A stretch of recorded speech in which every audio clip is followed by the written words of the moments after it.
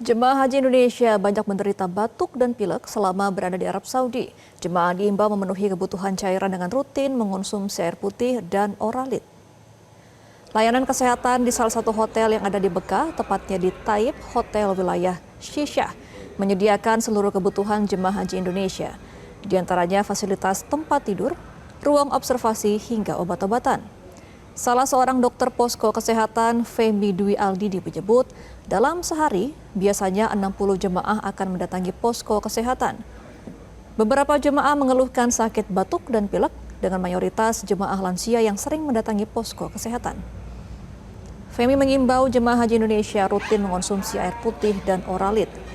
Jika beraktivitas di luar ruangan, jemaah haji diimbau menggunakan masker, menggunakan pelindung kepala, dan menggunakan alas kaki.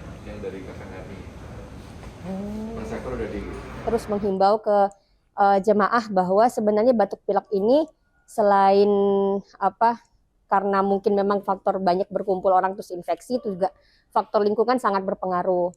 Cuaca yang panas kan otomatis kita kekurangan cairan sehingga tenggorokan menjadi kering, pernafasan menjadi kering, sehingga himbauan kita ya tetap yang pertama cairan yang cukup, dan ditambah dengan oralit. Kita terus-menerus untuk mengedukasi penggunaan minum oralit minimal 2 kali dalam sehari. Jelajahi cara baru mendapatkan informasi. Download Metro TV Extend sekarang.